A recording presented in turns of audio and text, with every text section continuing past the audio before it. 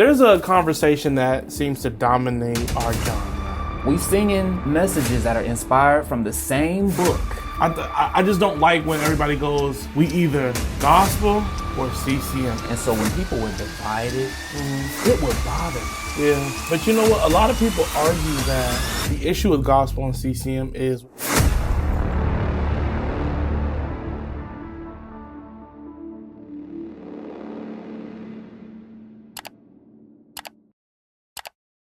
what up, family? What's going on, family? It's Germ. And it's Joey. And we are Kingdom Kingdom Movement. Movement. And we want to welcome you guys to another episode of Deeper Water.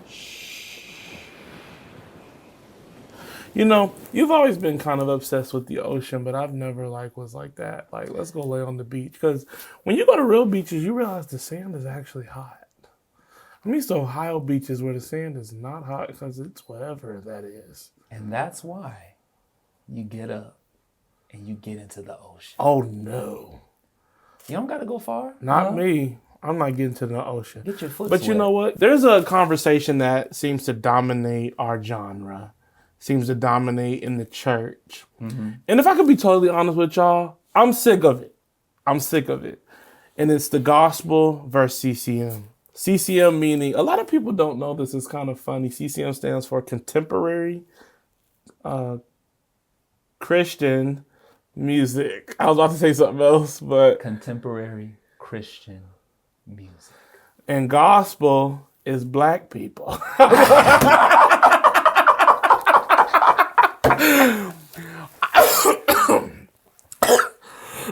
Maybe God didn't want me to say that.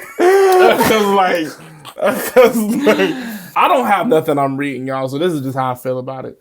Gospel is the rich sound of really African-American faith-based music. Very doused in tradition through the hymnals. Yeah. Through the, what's the other thing that's not a hymnal? Spirituals. Spirituals. Different things like that. Traditional sounds that are a part of our culture. Yeah. Especially as African Americans. And why I hate, why I make the joke, gospel black, they say CCM white. I hate that, honestly, because I feel like it boxes us in to making a choice. Can I say this too? Yeah. This is opinion. Go ahead. I didn't get this nowhere in the Bible, as my grandmother would say. But this is my opinion. I have always looked at it ever since I was a child as gospel. And so when people would divide it, it would bother me. Yeah. Because it's like, it's all for the kingdom, right? Yeah. It's all for one purpose. It's all with one, mostly, message. And so, to me, it's all gospel, but I understand why people separate it, and it's for the sound purposes. I think it also goes to the point of why we see so heavy of a argument is because there is division. Right. And there's gospel versus CCM. When we have one message, when we have one call, we singing messages that are inspired from the same book. But you know what? A lot of people argue that the issue with gospel and CCM is we're writing from two different perspectives. Absolutely. And that's what culturally they're saying, this is from this perspective, this from this perspective. And it makes me think of how we grew up in the gospel we were exposed to growing up. We didn't grow up in a traditional denominational church. Right. So I'm just going to be honest with you. I hope this is not offensive, kind of. But when I hear the boom,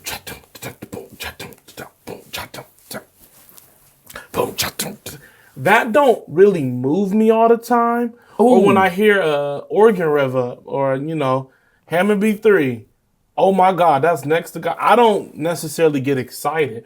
I respect it and I understand it. And I think there's a skill and a sound that's necessary from it. But I don't really need to hear it to get closer to God. I don't personally don't even feel like I'm as connected to some of the hymns and the spirituals. That's a personal thing. And that's the reality of, but that's not, when we grew up and when we got and fell in love with music, and what our church was doing when we grew up was it was really in that beginning era of ushering in a certain sound. Yes. And it wasn't CCM, it was CGM. I need y'all to learn y'all terminology, huh? CGM, contemporary gospel music. Kirk Franklin said, "You think that gospel music has gone too far? But we got news for you. Listen, you ain't heard nothing yet. And but if you don't know, now you know. Glory, glory. Lately, I've been going through some things that's really got me down. But that brings a great point, not to cut you off. No, you did. But that brings a great point because gospel music and music in all types of music, but especially gospel music is always changing and evolving with the sound because of the times that we live in. And of course, we see some cultural things that are brought in that affect the music. Some people agree with it. Some people don't. Some people see a need for some of it. Some people think, oh, well, it's sounding like everything else. But there's such a need for the evolving of the sound too, because, I would argue every era sounds like that era. Every generation has something different to bring to the music scene. Every generation has something different. Like, I know coming up, especially when I was like in early college years, young adult, there were certain sounds that helped me when I didn't want to listen to the traditional music, or maybe even the music that my parents listened to, is great. But at the time, I needed something that would kind of minister to me. You like all the trap worship? All of it, huh? Like all types of music. Like what I love. This is a rant. I'm sorry, but what I love about kingdom music and what I love about gospel music is there's so many different sounds out there now. So the evolution is necessary. I think it is necessary. When we came into music, our mother, Pastor Kim, was leading worship. Our father, Bishop Joey, or Bishop Joseph, I should say. Don't want to get that confused. Was doing music ministry as well. And I just remember hearing artists like Fred Hammond, Dietrich Haddon. Like, these were into worship sets. William Murphy, Donnie McClurkin. Then Ty Tribbett brings a whole new wave of sound, and Kier Sheard coming in, Judith McAllister. Like, church was going, like the dew in the morning. Like, that was the sound of the house. And it wasn't CCM, and it wasn't traditional gospel. It was contemporary gospel. It was the new age sound of worship culture being ushered in. And I fell in love. And that really is what propelled the sound, I believe, of Kingdom Movement. I think that, it's funny, and I'm gonna keep it real. When we started Kingdom Movement, we were in a city that subscribed, and I'm gonna say it because it's real. They subscribed to one sound. It's traditional gospel, very much, or nothing. Very much. And we were coming in with a sound that wasn't traditional gospel. And it wasn't CCM. I just don't like when everybody goes, we either gospel or traditional gospel or CCM. It's everything is an extreme. And I'm like, we're not really CCM for what CCM is. We're not Elevation. We're not Jesus Culture. We're not Newsboys. But we also ain't,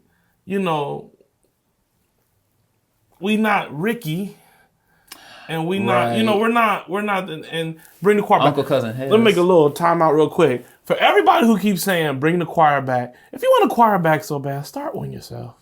Like, if we got a solid 10 singers in our music ministry, we can't have a choir. I will say it is tough because numbers are not like what they Yeah. used to be when it comes to choir. Exactly. Everybody's just, you don't have the same people that just come to want to be a part Right. all the time like we did. So it's a But different landscape. I feel like our sound wasn't always accepted in the local assembly and the local churches. Yeah, for sure. But I feel like our sound was still biblical. It was still valid. It wasn't worldly influenced. Right. And then I remember big homie Jesse used to tell me all the time, like, what's wrong with just saying you a gospel artist? And I was like, I don't want to say I'm a gospel artist. This is a young Jeremy, by the way. I don't want to say I'm a gospel artist because I don't want to be limited to the sound that they want to say is gospel. Yeah. This is gospel.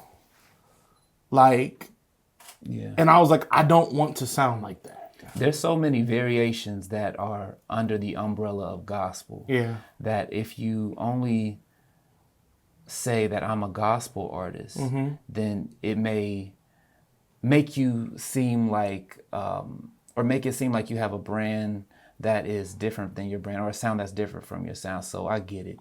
But eventually I had made up my mind. I remember there was a promoter, and the promoter they were talking to us about getting us involved in some like big things that could change our career. And a lot of people, we don't talk about some of this stuff publicly, but they were basically saying like, you know, you would have to not sell out to the gospel message, the gospel sound. And then that kind of changed my perspective. And almost like it gave me a pride in it. Like, I kind of want to fight for this. No, this is what I do. Like, me apart from the gospel sound, I wouldn't do music. So, like, the gospel is what I sing about. The gospel is what I say. But my sound is the gospel as well. You know, it's not limited either. And I think that was major for a changing of my perspective of what gospel is. Yeah. And when I said that being a gospel artist can have you viewed in a specific way when you have a different sound, I want to add to that because I actually believe and kind of clarify what I am saying. Clarify, come on. I believe that you can, like, as the sound evolves, we're still gospel artists. Right. But what that looks like and what that can be viewed as changes because of the dominant sound. Dominant sounds change. Yeah. Trends change.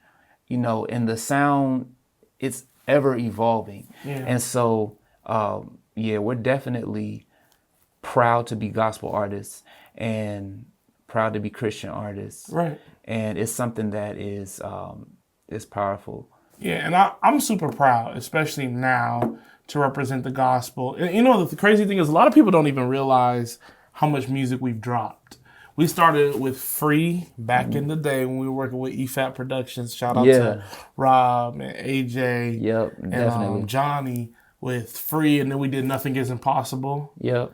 I think that was 2016. 2016, yes, It's it almost was. been 10 years. It's almost been 10 years. Actually, That's crazy. It's been 10 years next year. Wow. That's crazy. Then we went and dropped He Died. Yeah. The single He Died. He died for you. Died for me. Then we went and did the complete He Lives EP, which included He Died. Also, Jesus, there's no one greater than Jesus. Jesus. Then we went on and said, we want to see you. And then we put out Undefeated, which is one of my favorite. No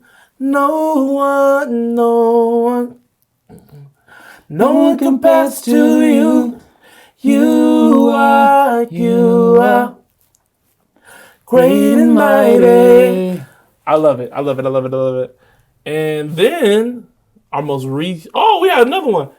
You took my Yes.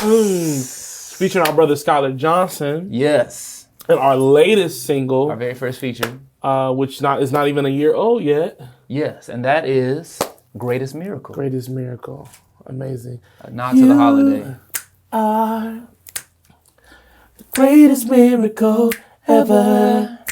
Great songs. I want y'all to go get these songs, man. Yes. We ain't release them just for them to sit. If you just met us, a lot of people have just followed us. You're just getting to know us.